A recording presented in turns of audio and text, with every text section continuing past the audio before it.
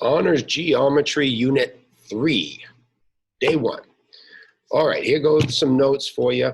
I'm going to try to hit on some highlights, and we're going to go through most of the exact topics and questions from your practice. There are a couple of topics that just flow from these topics, so I'm not going to cover every single one just because it's going to be a long video anyway. But let's start it right off. Hopefully, you're going to think that some of these are real easy, and we'll be able to fly through them. Okay, here we go. We begin with this first topic about classifying triangles by their angles, and the three classifications are acute, obtuse, and right. Okay, now just the only thing I think that could ever mix up an honors geometry student would be that every single triangle has at least two acute angles. Okay? Every triangle has two. So don't look at a triangle and say, oh, look, there's an acute angle, it's an acute triangle. Or don't even go, oh, there are two acute angles, it's an acute triangle. Every triangle has at least two acute angles. It has to, because you can't have more than 180 degrees, as we learned last unit, in a triangle. So if all three are acute, then it's an acute triangle. If there's even one angle that is obtuse, it's an obtuse triangle. And if there's even one angle that is right, then it's a right triangle. So let's just look at these three real quick. All right, all three of these angles are acute angles. That means it's an acute triangle. Okay? Right here, you got two acute angles, but there is a obtuse angle. Because there is one obtuse angle, it's an obtuse triangle. And then lastly, you have two acute angles, but there is one right angle. Therefore, it is a right triangle. Easy peasy. Okay. Now that's classifying by angles. This second topic talks about classifying by its sides. And you have three different classifications for sides of triangles. You have scalene, you have isosceles, and you have equilateral.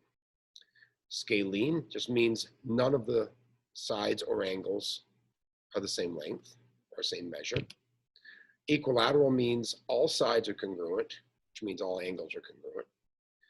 And then you've got the isosceles. Now isosceles, a lot of books say two sides are congruent, it's isosceles. A lot of math books say two or three sides congruent, it's isosceles. So in other words, and Alex, this Alex textbook, online textbook that we're using here, all isosceles triangles have two or three congruent sides,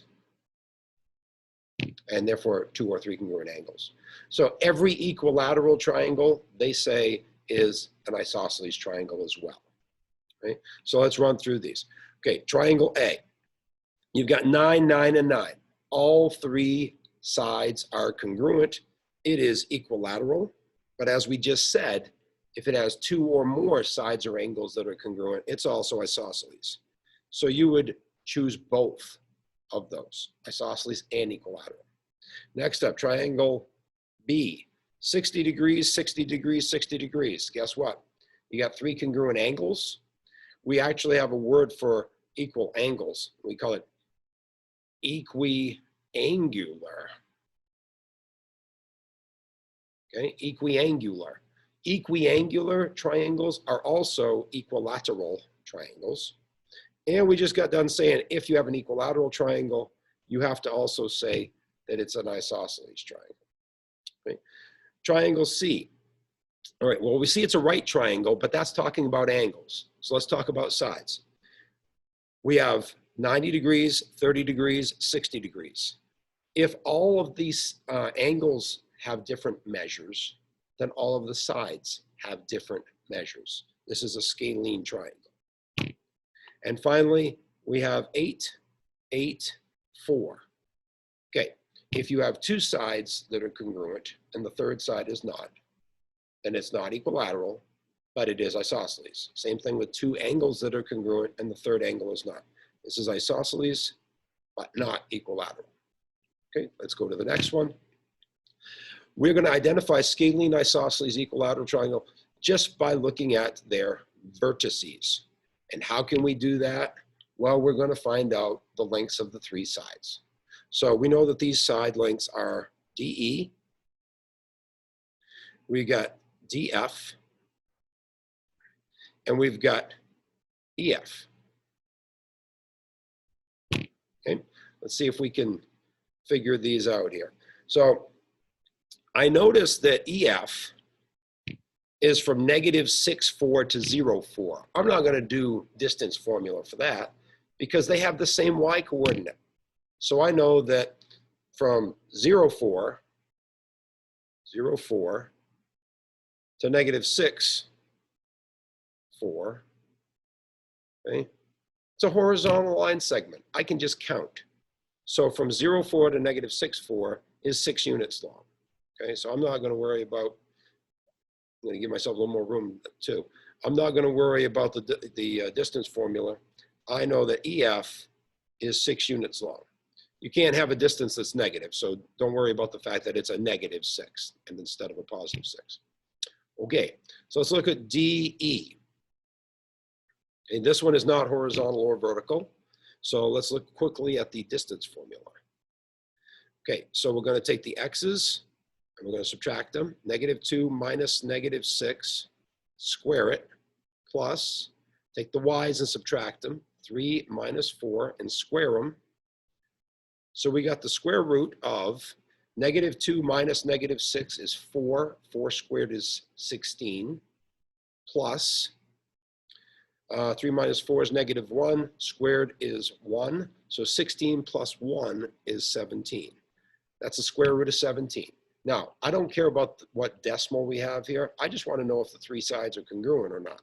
So like I know that this and this are not congruent. I don't need to know that 17 is 4 point something. Okay, DF. Again, let's use our distance formula. DF, let's take the x's, 0 minus -2. Subtract them and square them.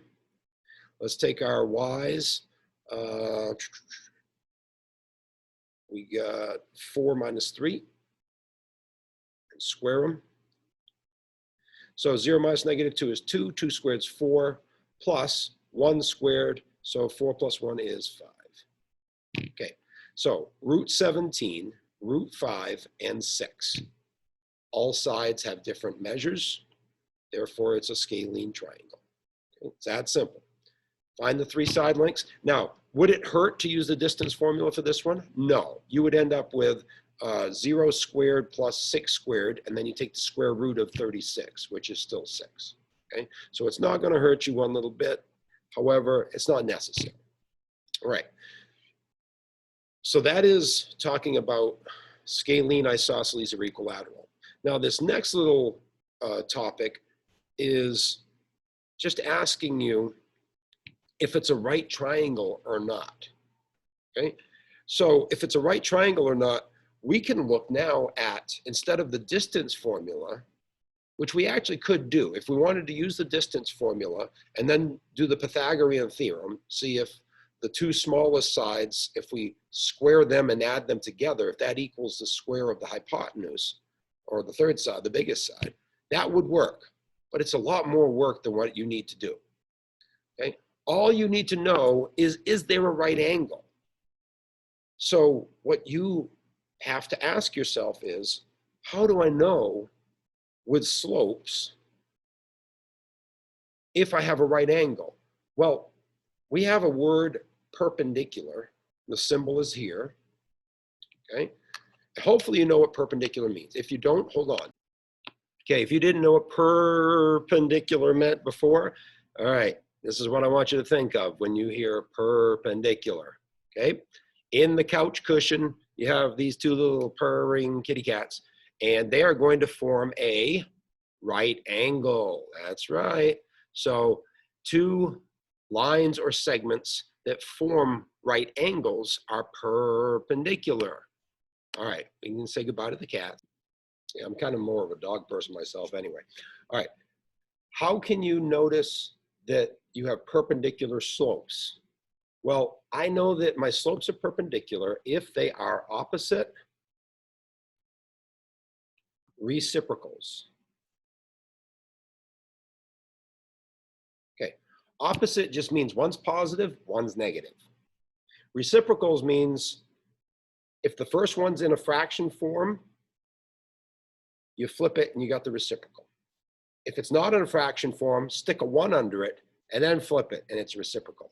So for example, if the first slope, I'm going to use m because mx plus b, we're used to slopes. If the first slope is negative 2/3, see if I can get the lights back on here. Yep. Okay. Then the perpendicular slope would be what? Okay. Here's a mistake some people make. Now, they get the reciprocal part right. And they do this. But they sometimes say, oh, the 2 used to be negative, now it's positive, and the 3 used to be positive, now it's negative. Yeah. Okay. That's not correct. Why is it not correct? Because I said the slopes have to be opposite reciprocals. So this is a negative slope that goes down to the right. So that means that I have to have an opposite or a positive slope that goes up to the right. And then you do the reciprocal. So they have to be opposite and they have to be reciprocals, both.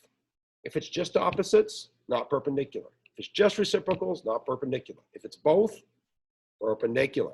So let's find some slopes here.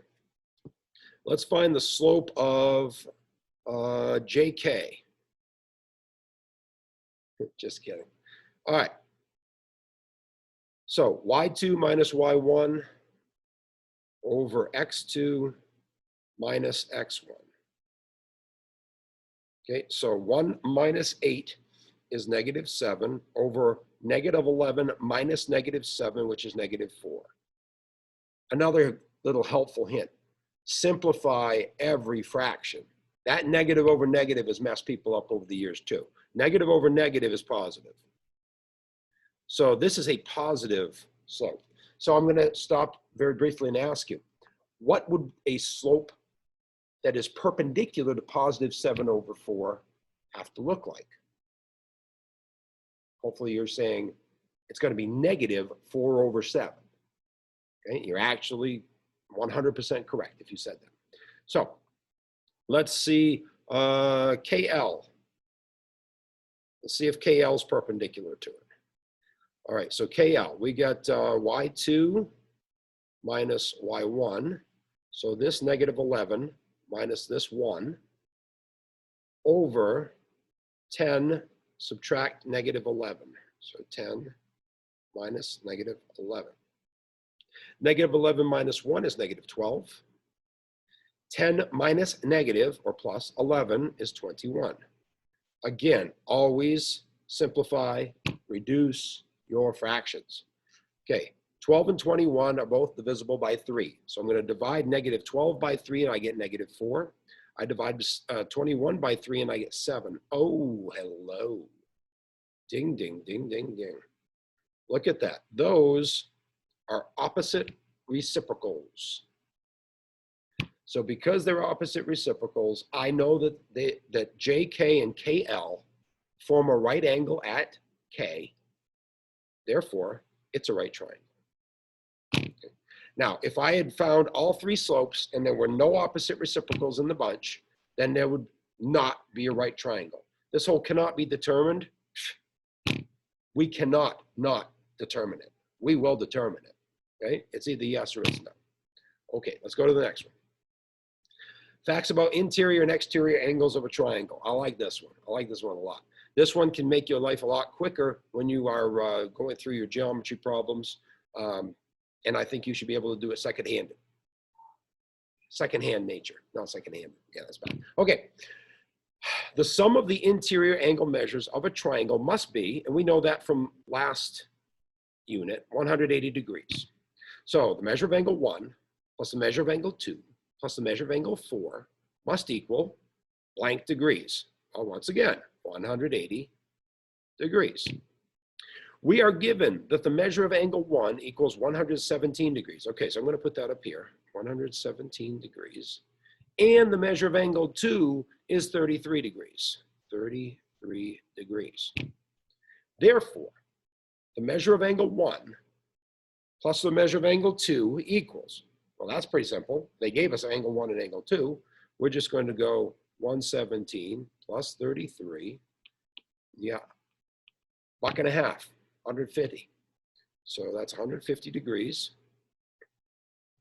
So the measure angle 4 must be what? Hopefully you're saying, well, those are two angles in a triangle. So if they add up to 150, subtract it from 180, and angle 4 is going to have to be 30 degrees.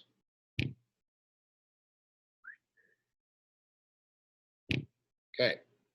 From the figure, we can see that measure of angle 3 plus the measure of angle 4 equals what? Well, that's a linear pair, folks. Okay. Linear pairs must also add up to 180. Using the value we already found for the measure of angle 4, how big is angle 3? Well, 180 minus 30 is 150. Good old buck and a half again. See over there? Therefore, measure of angle 3, which was 150, blank, measure of angle 1 plus measure of angle 2. We already said they're both 150. So that means the measure of angle 3 is equal to the measure of angle 1 plus the measure of angle 2. This result is an example of the exterior angle property of triangles. This is the shortcut you're going to love. Okay? For any triangle, the measure of an exterior angle, and then there's a drop down. He's going to say is equal to the sum of the two remote interior angles. Okay, so this is the shortcut I'm talking about. Check this out. I'm just going to do this real quick and then I'll move on. So let's say that we have, let's just erase these. We have this, and I give you that angle 2 is 40 degrees, and angle 1 is 100 degrees. Okay. Right now, by the exterior angle property of triangles, I know that this angle, because it's an extension of one of the three sides of the triangle, that angle that's formed on the exterior, an exterior angle, has a measure that's equal to the two remote interior angles. Well, remote is like a remote island. It's far, far away. 4 is not remote. It's actually adjacent. It's right next to it. It's a next door neighbor. These two guys are remote. So if I get this question in front of me and I say, what's angle 3? I just go 100 plus 40, and I'm done. I don't have to say, okay, 100 plus 40 is 140, subtract it from 180, and then subtract that 40 from 180. It's too many steps, okay? So that's where I want you to go with that. Let's continue. Side lengths in isosceles and equilateral triangles. Okay, I hope you think that this is going to be one of the simple things you do this year. All right. See these angle congruence marks? That just means that all three of those angles have the same measure. Okay? Angle G is congruent to angle H is congruent to angle I. So if they all add up to 180, and there's 3 of them, and they're all equal measures, that means that 180 divided by 3 tells me that they're all 60 degrees, right? And what I want you to know about these angles and the sides is this. If angles are equal, the sides opposite them are equal. So this 7 is opposite angle I. They're asking for HI, this one right here. This side is opposite angle G. Because angle G and angle I are congruent, HG and HI are congruent, right? Also, you know that all three angles are 60, therefore all three sides are the same. So HI is going to equal 7 units. Easy peasy. This guy right here, this one is a little more fun. All we know is that these two sides are congruent. Sides are congruent, the angles opposite them are congruent. So opposite that 6 is that 40-degree angle. Opposite this 6 is angle L. So that tells me, because 6 and 6 are equal measures, KL and KJ are congruent, therefore their angles opposite them are congruent. So that tells me that if this is 40, this is 40. And now they want angle K.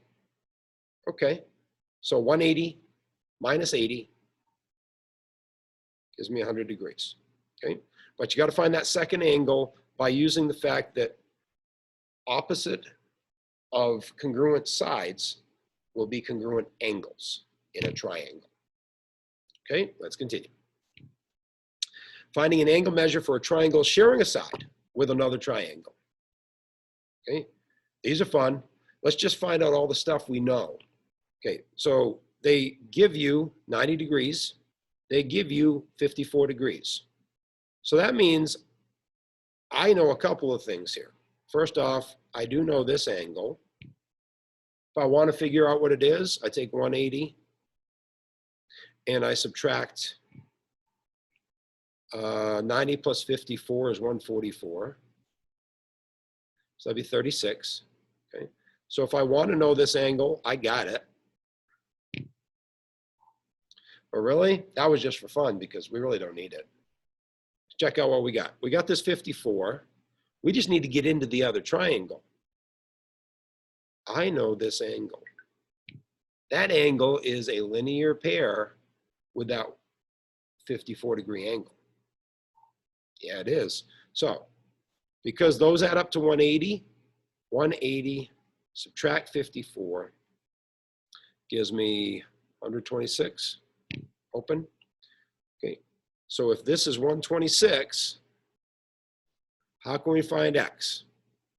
Well, look at all the marks that they give you. They give you a couple of congruent marks. That mark and that mark tell you that those two sides are congruent, which means the opposite angles for those sides are congruent. So opposite this side is X degrees. So opposite this side, I can write X degrees. Now I've got 126, X and X, and they add up to 180. Isn't that fun?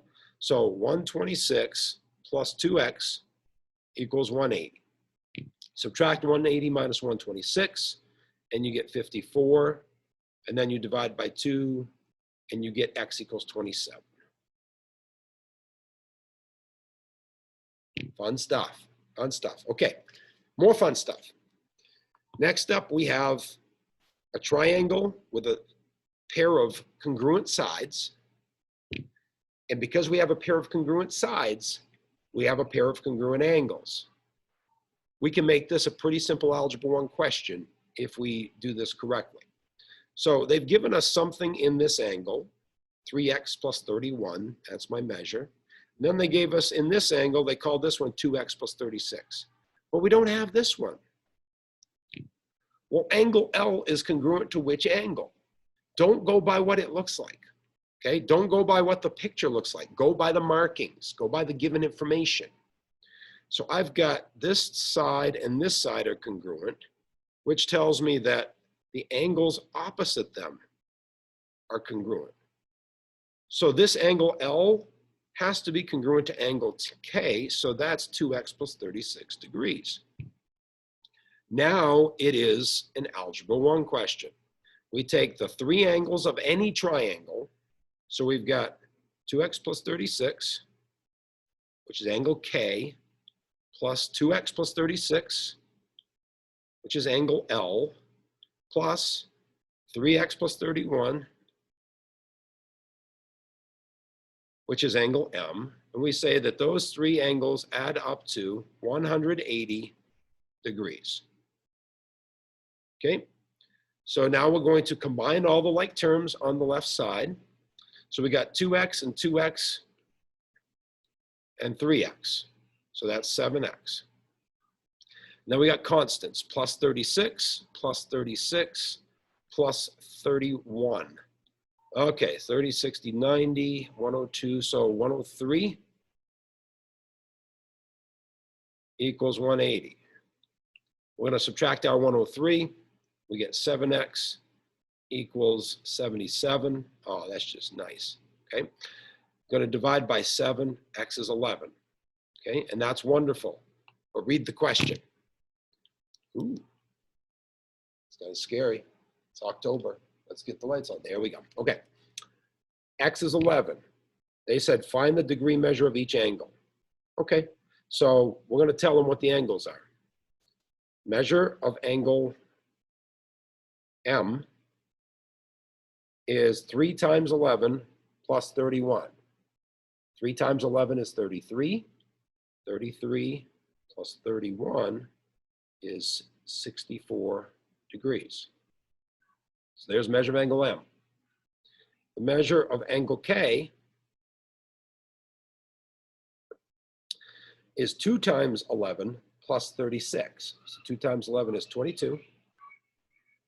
Plus 36 is 58 degrees. Okay, measure of angle L. Well, L is congruent to K, so that one better also be 58 degrees. All righty, then let's make sure that we have double checked our answer. We've got 58, 58, and 64. If I add those three numbers together, I get 180 degrees. That's how I double check my answer. Okay, almost there.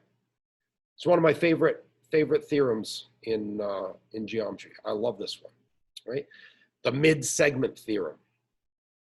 In the figure below, points D, E, and F are midpoints. Okay, I love it. I love it. Check this out. This is kind of fun. For those of you that like math, you're going to like this. So if I have the midpoint of this segment, and if I have the midpoint of this segment, notice I use 2 marks to show that these are congruent to each other, but I'm not going to say they're congruent to these guys, so I use 1 mark for them, right? So if I have 2 midpoints in a triangle and I connect them, okay, 2 things. First off, this green little mini segment, which we call the midsegment, is parallel to this 3rd side. Okay, so guess what? You're going to end up with probably some corresponding angle questions. Nice. So it's parallel to the 3rd side, and guess what? Since this side is half of this side, and this piece is half of the entire side, the green is 1/2 the opposite side. Okay, so like if this was 20 units, this little guy would be 10. Okay? If the big one is 100, the little one would be 50. So if you join 2 midpoints and you cut the 2 sides in half, then what you have now is half the size of the 3rd side. Okay, isn't that neat? I think that's just super neat. All right. You don't think it's that neat? You really do. You just don't know it yet. Okay, so let's do this particular question. It says the length of AB is 48. So AB is from here all the way to here. BC is 56. BC is from here all the way to here. And DE, this little dude, so I'm going to do him in different color. This little fella right here, bless his heart, is 32. Find DF. Find AC. Find CF. Okay. All right. Let's just do them in order. DF. DF is this guy right here.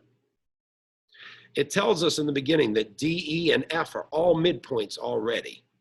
So we can use the midsegment theorem. So DF is going to be parallel to and half the measure of BC. So all you do is you take half of 56, and you get 28 units. It's 28 units long. Okay, so this dude's 28.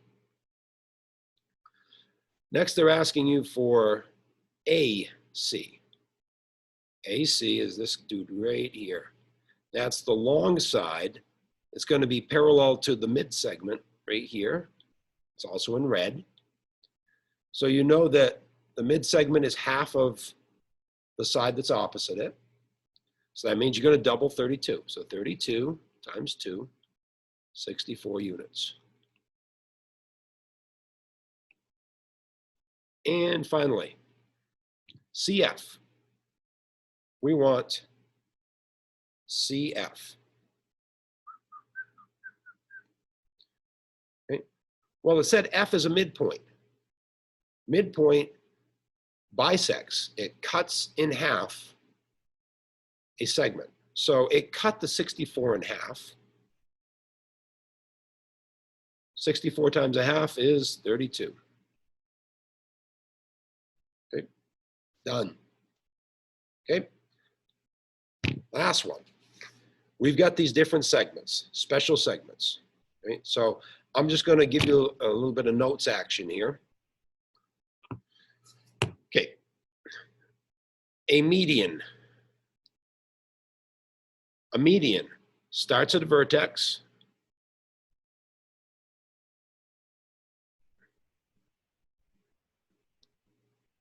and ends, it'll end at the midpoint of the opposite side, okay? So let's say that I start at this vertex right here, and it's going to go, this is the opposite side, this guy over here, okay? So we're going to go to this midpoint, and how do I know it's a midpoint? I'm going to show it with these markings. Okay, so two things. It starts at the vertex, it ends at the midpoint. That makes it a median, right? The next one is an altitude.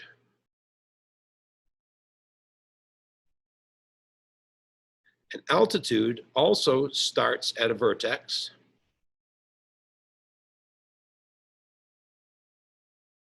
but this time it doesn't have to hit a certain spot.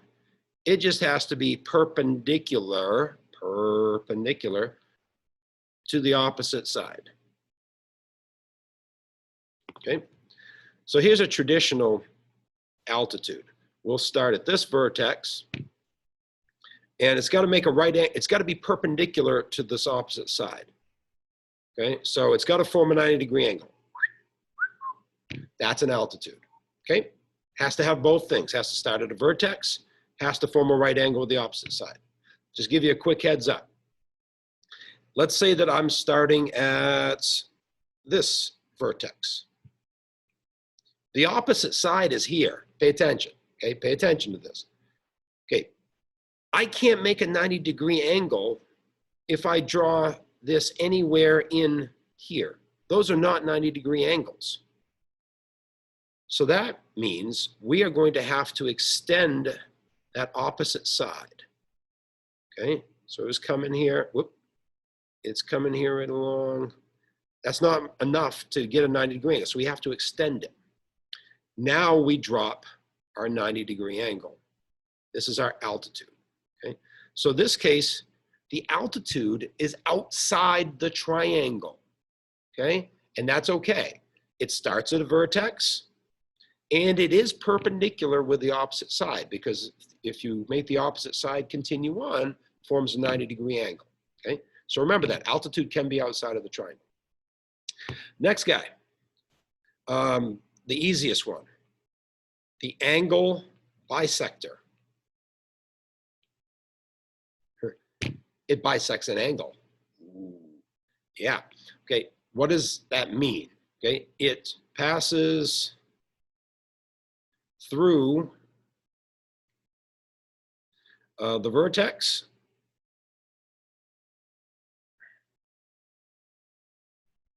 and it cuts the angle in half, or it bisects the angle. Okay, it bisects the angle, it cuts it in half. Okay? So if I have a triangle and I want to draw an angle bisector, I have to show that it bisects the angle. I got to show that I now have two congruent smaller angles. Okay? Those two little dudes are congruent. That's an angle bisector. So it does begin at a vertex again, and it cuts an angle in half. Okay. There's one more, and it's kind of like if a median and an altitude had a baby. Then, okay, the median and an altitude both had a baby, then a median, let's say that we're going to this side here. The median would pass through the midpoint. So it would go through that point right there. Okay, it would go through that dude. It's going to touch that point. If it's an altitude, it's going to be perpendicular. It's going to form a right angle. So it's got to be a right angle. Well, the only thing that's different now than median or altitude is that we did not start at a vertex. Okay, so a perpendicular bisector does not necessarily have to start. So does not need to start or pass through. Does not need to pass through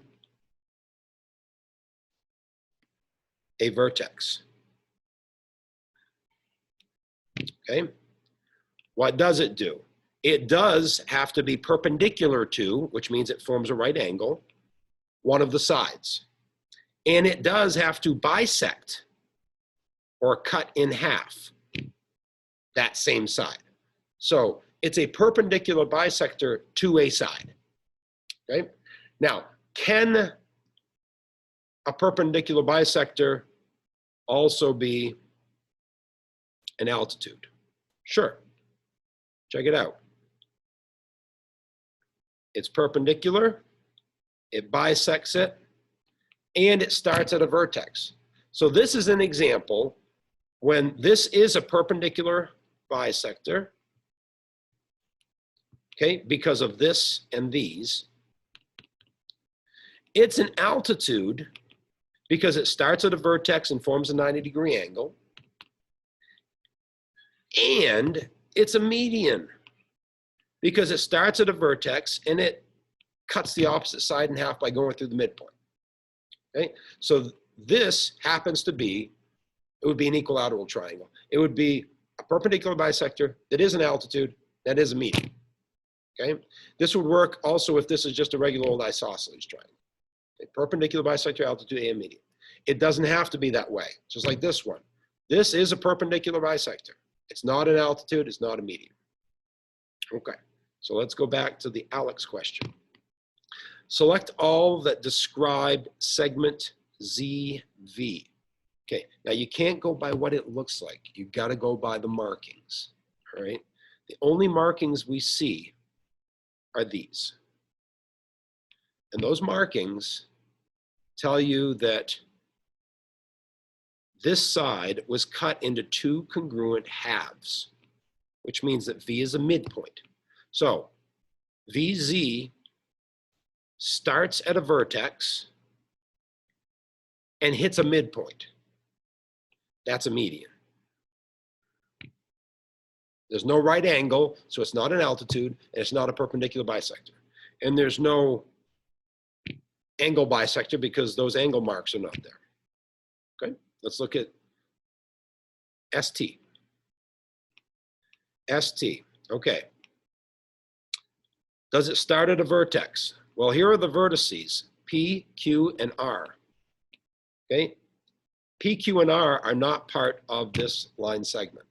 So that rules out altitude, it rules out median, and it rules out angle bisector. Can't be any of those three.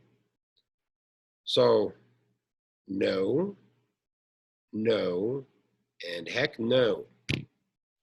So now the only ones left are none of the above or perpendicular bisector.